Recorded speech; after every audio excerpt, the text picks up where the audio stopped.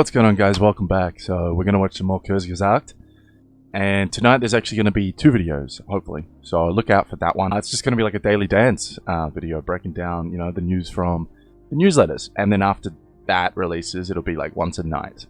So anyway, you should go sign up for that because it's free. Breaks down all the latest science every single day, so yeah, come get involved. We'll talk about Kel soon.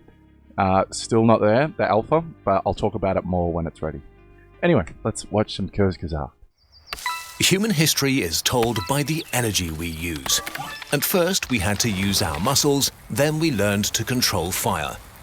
We industrialized the world using coal and oil, and entered the atomic age when we learned how to split a nucleus. At each step, we increased our energy harvest to a scale never seen before and advanced as a species.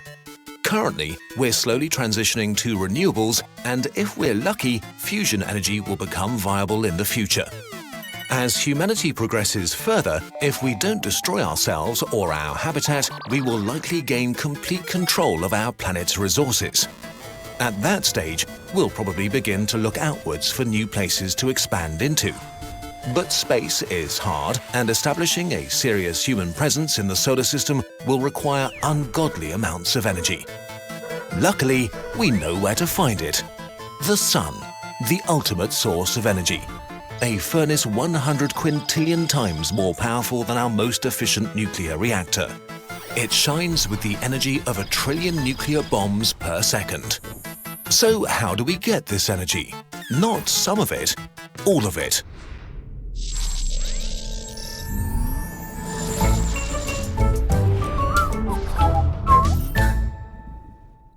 If we want to collect the most energy physically possible, we'll have to build the largest, most ambitious structure in the universe, the Dyson Sphere. That's not true. So if you've watched the other videos, there's actually more hypothetical, theoretical ways of collecting more energy than this.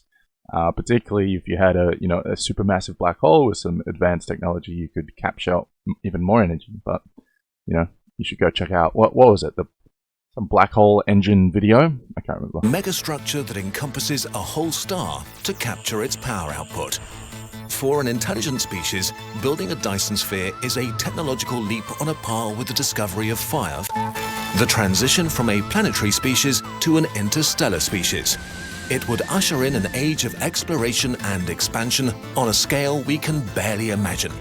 So, what would it look like?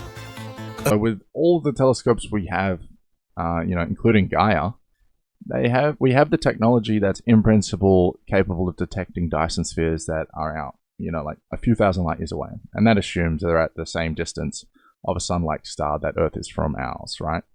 A red dwarf star, though, would be visible to Gaia's eyes with a smaller Dyson sphere out to like 100 light years. But a giant or supergiant star would actually probably be visible from almost anywhere in the galaxy. And with like 1.7 billion objects surveyed in the latest data release of Gaia, we could see Dyson spheres that are under construction. You could correlate with other infrared observatories. You could even maybe find completed Dyson spheres that that are radiating enough energy. But right now, with the full amount of data, kind of indicates exactly 0 Dyson spheres in the Milky Way, which is a little bit depressing. But that doesn't mean that they aren't out there. Just means that, they're out there, we haven't seen them yet. And these Dyson spheres could exist at greater distances, or around smaller, lower energy stars, or have larger diameters, than Gaia is capable of detecting. And there are future infrared observatories coming that will be able to, detect them out to even bigger distances. So that's exciting. And there's been some calculations, like with our observations that we've already made, we can do a statistical calculation that less than 3% of habitable planets that orbit stars that eventually turn into white dwarfs build a Dyson sphere around them. Granted, current estimates put the number of habitable planets around G-type stars that might ultimately evolve into white dwarfs at like 300 million. So there could still be upward of 9 million civilizations that have built a Dyson sphere around their white dwarf home star. If there are any out there, they will be found eventually. And the people who find them are going to go down in history for making, probably the biggest discovery in the history of humanity. So if you're interested in claiming that accolade for yourself, I would recommend looking around white dwarfs. A solid shell enveloping the Sun is probably not the way to go. A large rigid body like that would be vulnerable to impacts, possibly shattering. It would be liable to drift and could crash straight into the Sun. A more viable design for a Dyson Sphere might be a Dyson Swarm, an enormous set of orbiting panels that collect the Sun's power and beam it elsewhere.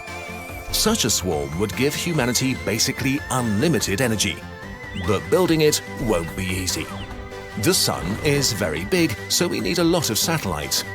If each satellite is a square kilometre, we'd need around 30 quadrillion to surround the Sun. Even if they're built as lightly as possible, we need about 100 quintillion tons of material. And then we need the energy to actually put the parts together and deliver them to their positions around the Sun. On top of all that, we need to have a infrastructure set up in space to start building. Let's assume for the purposes of this video that our descendants will take care of that and want to create the megastructure. We can sort the challenges into three main categories: materials, design, and energy. To get the vast amounts of raw materials required for our Dyson Swarm, we'll have to largely disassemble a whole planet. Of the planets available, Mercury is the best candidate. It's the closest to the Sun and very metal-rich. So this idea of a Dyson Swarm sort of thing, I believe it was actually proposed by a guy called George Dvorsky. I think that's how you pronounce it, George.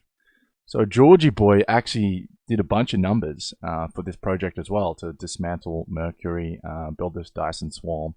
It's pretty interesting. You should go check it out. But he calculated we might be able to do this within like the next 25 to 50 years, which is I have a problem with that. So let's maybe talk about this. Like theoretically, this is completely possible for sure, but there's still some practical things we should talk about, which I don't think make a lot of sense. Like some technological hurdles, which I'm not sure how we're going to overcome just yet. Close to the Sun also means less moving stuff around. And Mercury has no atmosphere and only about a third of the surface gravity of Earth, making it comparatively easy to launch material into space. Next, we should consider the design of our swarm. Remember, one of the key pieces of Dvorsky's plan is that we mine Mercury to the point where there isn't like any Mercury anymore, right? In like 40 years. And we aren't even close to developing the technology to do this yet. Like one of the deepest mines on Earth, the gold mine in South Africa, is at its deepest point only about 2.1 miles below the Earth's surface. And it took 15 years to get there, from 1981 to like 1996. And that was with a significant amount of drilling and manpower. So we have to presume that Mercury is intended to be mined by robotic probes. Self-replicating probes obviously would be most efficient, but we don't have these, much less self-replicating ones. So we're probably a few decades off from developing those. So just to mine, we have to develop technologies to mine orders of magnitude more quickly than currently exist, and with autonomous robots that are capable of self-replication from scratch, which would have to be by, I guess, smelting metals and fabricating the other materials necessary from those raw materials of Mercury. And not just robots replicating, but the robots will also have to be able to like autonomously replicate from scratch. And not just robot replication, the robots will also have to be able to basically autonomously fabricate from scratch again the solar collectors needed to like bootstrap the energy to keep mining Mercury. So I don't think this is going to happen in 25 years. I'm hesitant to say they won't exist in 50. I mean, like the easy part of this is developing autonomous mining robots that can like fly around in space without getting their circuits fried by the close proximity to solar radiation. The rest of it, much harder. And last, we need the energy to build and launch the swarm itself.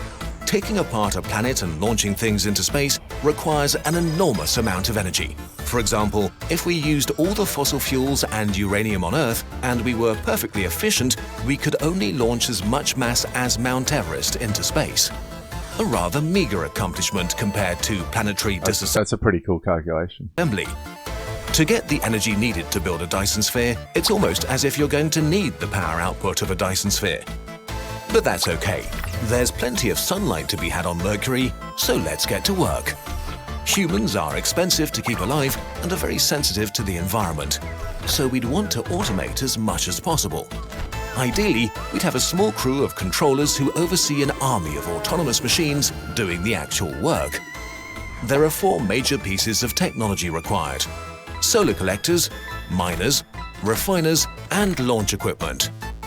The solar collectors are going to give us the energy we need to disassemble the planet. To start, maybe we deploy something like 1 square kilometer of them, either as mirrors or as traditional solar panels.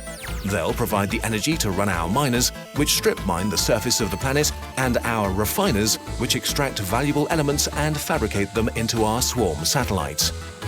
To get them into space, we need a creative and efficient solution. They've really thought about this. Rockets are too expensive and difficult to deorbit and reuse.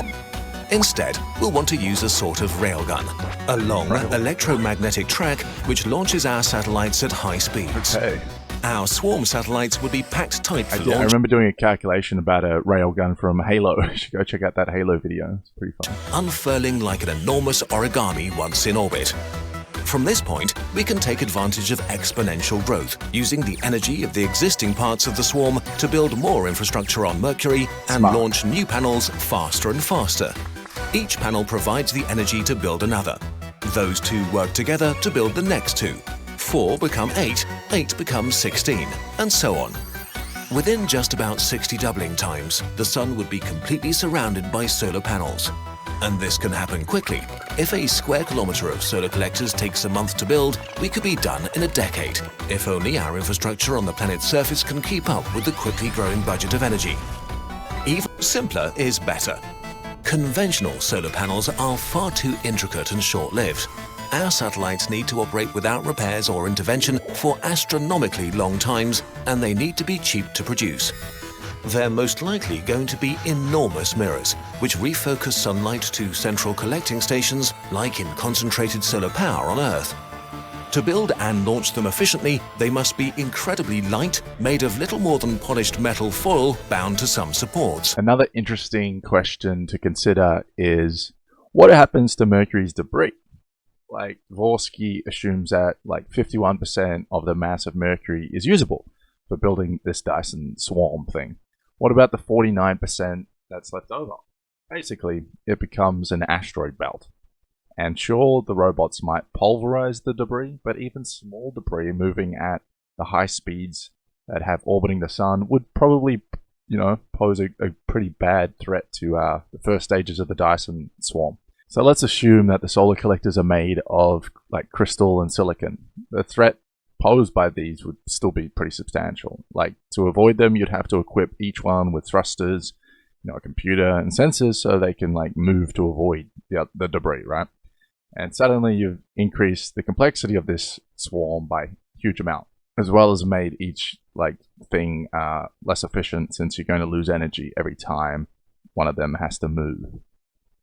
Which will be quite a lot, because 1.6 times 10 to the 23 kilograms of space debris floating around, that's a lot of energy to move it all. Collecting 1% of the sun's energy is an unbelievable change in our species' energy budget. We could create the infrastructure to beam basically unlimited amounts of energy around the solar system for all sorts of projects. Colonies on other worlds, terraforming planets, constructing more megastructures, or even traveling to other stars. So the wireless transmission of this electricity is possible, but the doing of it is really complicated. There's basically 2 ways you could beam power to Earth, right? The first is through microwaves, and the second is probably through lasers. So, this poses some interesting problems. Microwaves are probably the best way to do this.